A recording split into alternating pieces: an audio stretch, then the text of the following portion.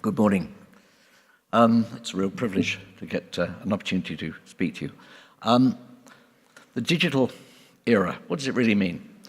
I would suggest that the most profound impact of the digital era is a move, particularly by young people, from text-based to image-based information, entire culture based effectively on images. And it's something that if you're not part of the digital world, and I'm far too old to pretend to be anything other than an analog refugee, it's something that's quite hard to get your head around.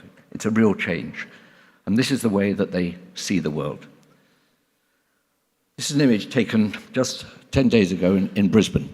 I teach at Griffith University. It was very, very badly damaged by a cyclone. And I'm arguing that young people are facing three forms, simultaneous forms, of dramatic change, and that the old economic, environmental, and employment patterns are effectively busted, and that the financial implications of all three are quite mind-boggling.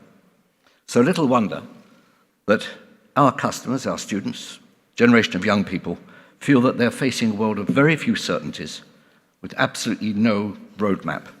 In fact, many of them, as the Commissioner, I think, pointed out, are quite demoralized as they face the future.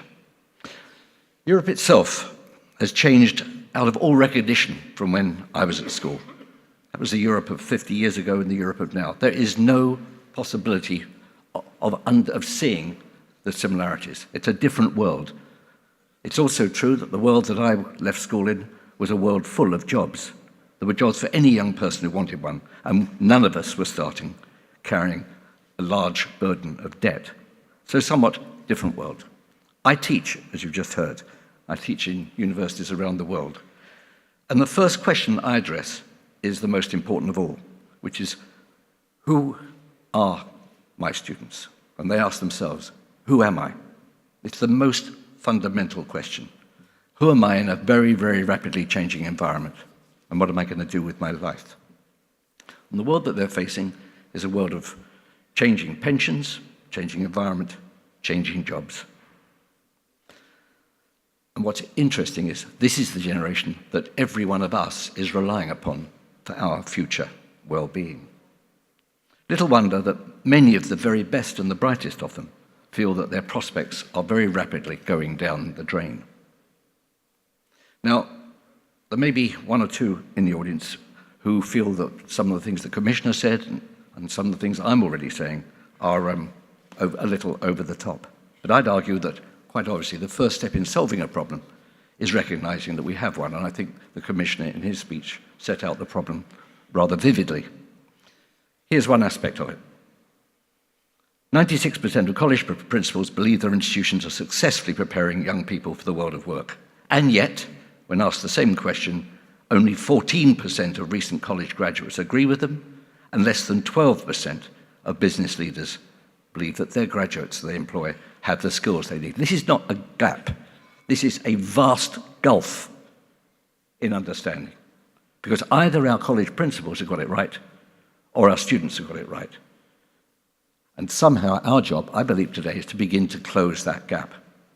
It means some concessions on both sides. I'm not suggesting that colleges themselves need to turn themselves into literally places that stamp out people just for work, but it is equally true that young people leaving college do not believe that their investment of their time and indeed their money has been entirely worthwhile. I was on a platform recently with Larry Summers. He was talking about the 2008 financial crash, and he made this very, very important point. The change takes far longer than you expect, but when it does occur, it happens faster than you ever believed possible. I want to believe that that will be true of the world of education in Europe, that we have taken a hell of a long time to understand what the problem is and to address it, but that if we can address it, we can create change very, very quickly. I started making movies 40 years ago. The very first film I produced, called Melody, was about my school days. It was actually about how I met my wife. Part of getting my revenge on an unhappy and unsatisfactory school experience was this scene in that movie.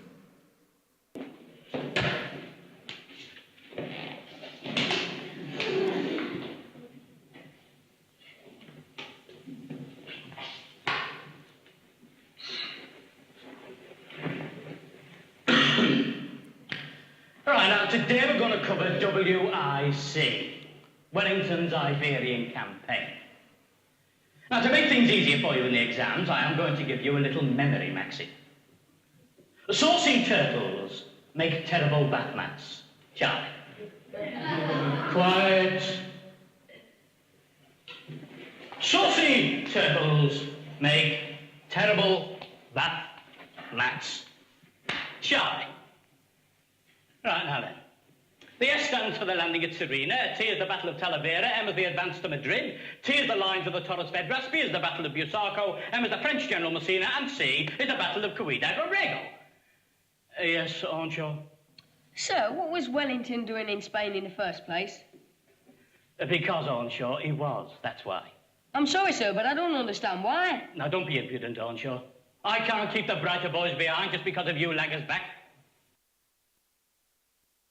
I, unfortunately, was one of the laggards back and never ever understood what Wellington was doing there in the first place. Most of you in this room will have had some similar, not precisely similar, because that was a long time ago, similar experience. And none of us can pretend that education has advanced to a point where we can consign that kind of thinking and that type of memory maxim. It's a phrase that brings horror to one of us. Many of us recognize it. The notion of the memory maxim that would simply help you through an exam had nothing to do with your understanding of the subject, but maybe get you through the exam. The notion that that was education strikes me as being rather ridiculous. Now, I teach creativity. I teach creativity being a muscle. I don't know any geniuses, I'm sure they do exist, but I believe that all my students have imagination, and that if they work on their imagination, they can develop their muscles. And the one thing that I end up with talking about a lot is the notion of resilience. I argue that no matter how bright they think they might be, if they don't develop resilience, they will have diminished lives. And yet I don't know of a single university course in Europe that actively and actually teaches resilience as being a life skill. It's a fundamental mistake I believe we're making. Now, to escape from the memory maxim, what I do, I've got a different kind of memory maxim. I show my students little clips of movies to remind them of what I'm trying to say to them. So one of the things I'm saying is, you know what kind of life you really want. Possibly you know the direction you want to lead in. But unless you get that right, unless you actually find yourself at least on the stage with the opportunity to perform and do the things you want to do, you're very unlikely to succeed. And in order to get them to remember that, I show them this short clip, and believe me, they do remember afterwards.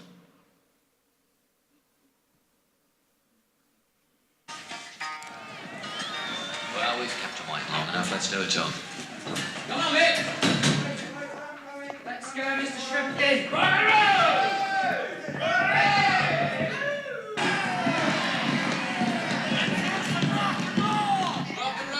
Let's go then. Yeah. Yeah, It's going to be a hot one, isn't it? it's going to be a great show. No, it's not an exit. It's not an exit. You don't want an exit. No, that's true. Oh, this way. I I'm think sorry. so, Yeah, oh, this way.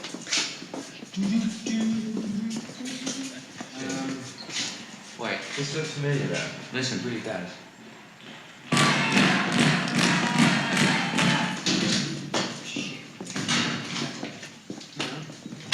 Let's not lose it, though. Let's not lose it. What the fuck is he? You know, he should be here. We got to get to a somewhere. We've been on stage, right? We're in the group. We're in the group that's playing tonight. You go right straight through this door here, down the hall, Yeah. turn right, Yeah. and then there's a little jog there, about 30 feet, jog to the We don't left. have time for that. Go straight ahead. Go straight ahead, turn right the next two corners, and the first door you sign, authorized personnel only, open that door, that's the stage. You think so? You authorized, you're musicians, aren't you? Yeah. All right, thank you. Thank you very much. Rock and roll! Rock and roll! No, this way. This way. This way. Straight rock and roll! Rock and roll! Here we go. Hello, Cleveland! Hello, Cleveland! Let's go then. You must have made a wrong turn. We gotta go another way. Other way. Other way. Other way. Believe me, when I'm talking later, all I ever have to say to them is, "Hello, Cleveland!" And they know exactly what I'm talking about. Direction, focus, finding yourself on the stage you actually want to be on. This is, I think, teaching. This is what the type of teachers we've been discussing, imaginative teachers, contemporary teachers. These tools are available to them, and properly contextualized and done with love and humor, they can form miracles. So what I'm trying to do is create young people with talent, imagination, commitment, and belief. I'm very lucky. I've got some gifted friends that I'm able to call on from time to time. One of them is a man called Eric Whittaker. I want to show you a very brief clip to try to show what the digital world is, because it's a phrase we use all too easily, but the potential it offers and the way that young people can engage with it and the way it breaks down barriers and alters things is breathtaking. So here's a friend of mine, Eric Whittaker. Eric was a choral composer, but he could never put together enough resources to do the choral music he wanted until he discovered on what was possible online. This isn't the very first thing he did. This is his second attempt. Eric is conducting over 1,000 young people in their own homes in his choral piece.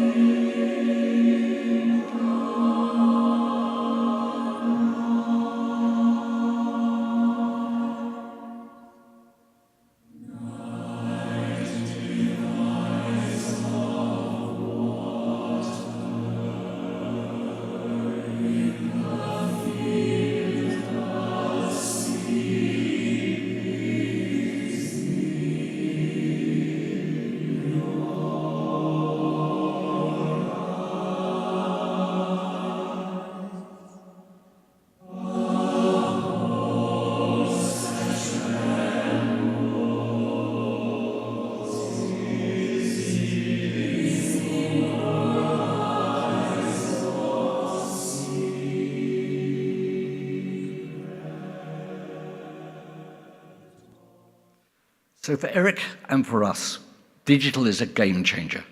It is a totally new world offering extraordinary opportunities.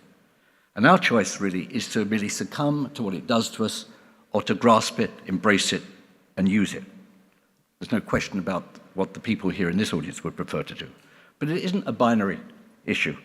We're talking about different people with different attitudes. You're familiar, I'm sure, with these.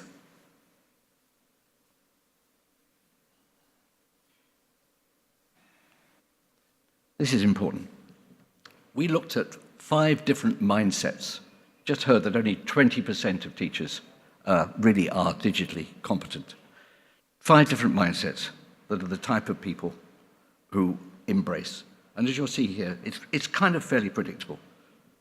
A group of early adopters, a group of people who are open to change, and then you run right the way through to a group who find it actually something they want to resist. And that very roughly, time and time again when we research this, it breaks down at the moment as being those 5 types of attitudes. I'll make any of these slides available to whoever would like them.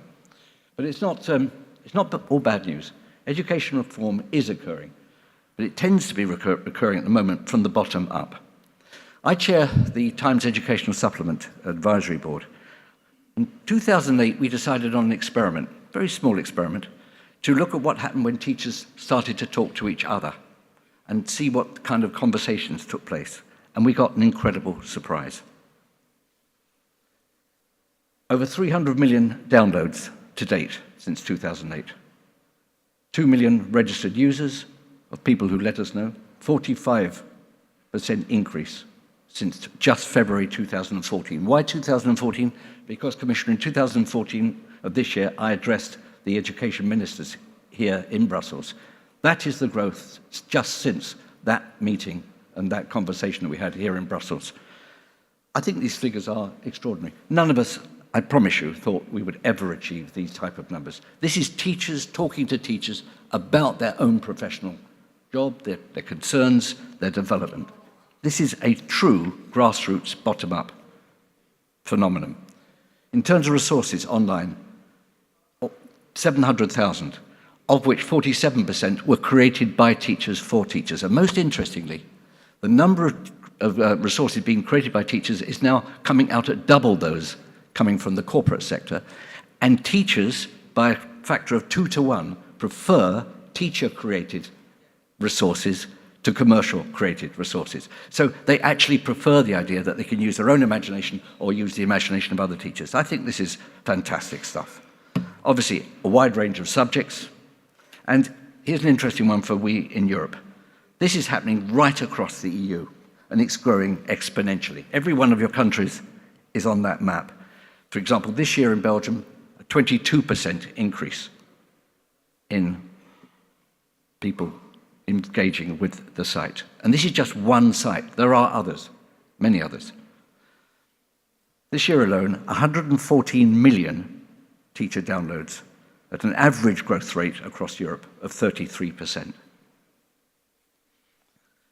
But what's lovely is this isn't just a theory. This is a teacher revolution and teacher-driven. I think it's very special. You hear a lot about the flipped classroom. It's something I've been looking at and engaging with. And this comes down to the business of teaching the teachers. I want to show you, this is admittedly 3 minutes long. As I said, I deal with a lot of very gifted men. One of the most brilliant teachers in the world is a man called Ken Burns. Ken makes documentaries. He makes extraordinary documentaries. And I use clips and pieces of his documentaries in teaching. Try to imagine, if you will, that you've sent home with your class the 3-minute clip I'm about to show you for a discussion you're going to have the following morning. So this could be a literature class, could be a poetry class, could be a history class, but this is the clip you're sending them home with, and you're going to talk to them tomorrow morning about what they feel they got out of it.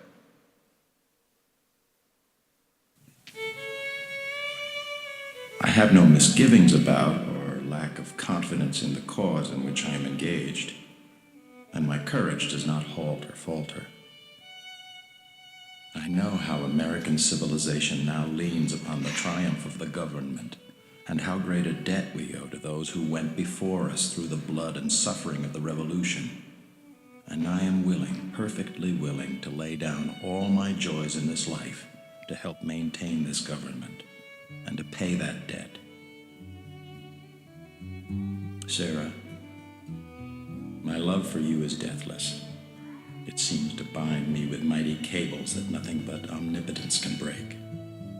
And yet my love of country comes over me like a strong wind and bears me irresistibly with all those chains to the battlefield. The memory of all the blissful moments I've enjoyed with you come crowding over me, and I feel most deeply grateful to God and you that I've enjoyed them for so long.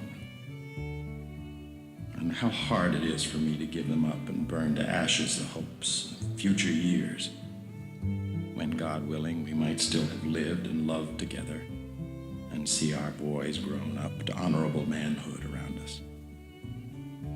If I do not return, my dear Sarah, never forget how much I loved you, nor that when my last breath escapes me on the battlefield, it will whisper your name. Forgive my many faults and the many pains I have caused you. How thoughtless, how foolish I have sometimes been. But oh, Sarah, if the dead can come back to this earth and flit unseen around those they love, I shall always be with you in the brightest day and the darkest night. Always. Always. And when the soft breeze fans your cheek, it shall be my breath, or the cool air, your throbbing temple. It shall be my spirit passing by. Sarah, do not mourn me dead. Think I am gone, and wait for me, for we shall meet again.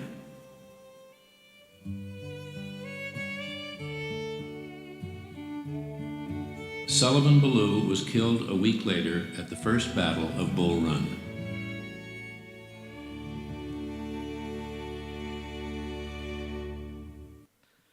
That's a letter home from an officer in the Army of the North during the American Civil War, an officer. Questions I'd put to my class as, that extraordinary level of literacy, which amounts to poetry, that incredible commitment to sacrifice and understanding what's important and what isn't important, his sense of belief. Most of all, something we very, very seldom talk about in classrooms, love. Get young people to talk about love, sacrifice, and belief, and you get remarkable results. They come back to you with remarkable responses. We just don't do it, and we don't use the tools to stimulate it. This was Mary McAleese's response when she sent in her high-level report to the EU Commission, and she's 100% correct.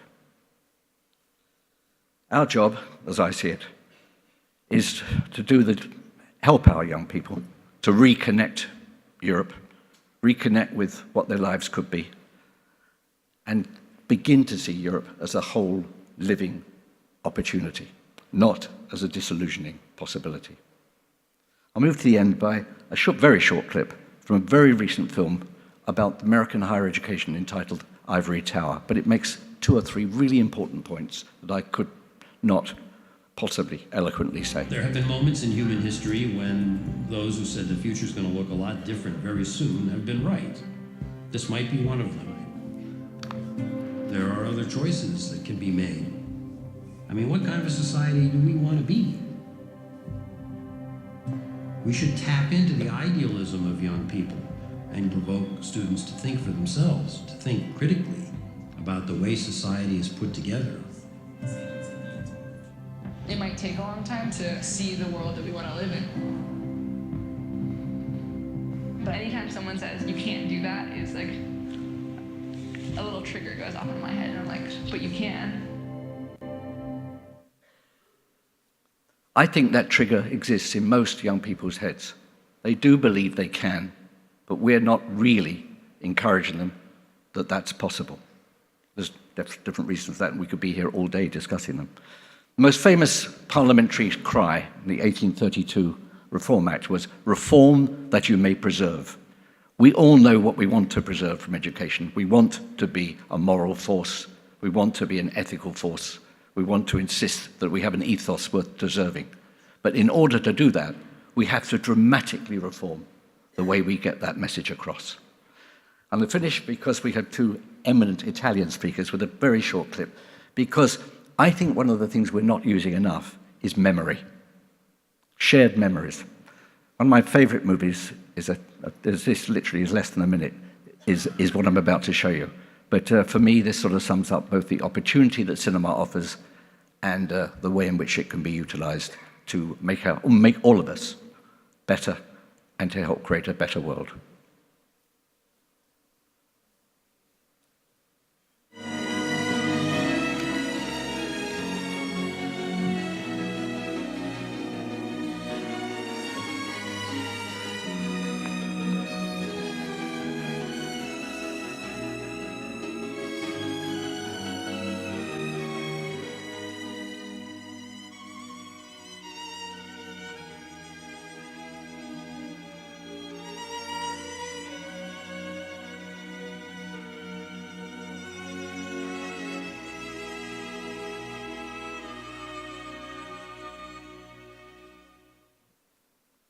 Thank you.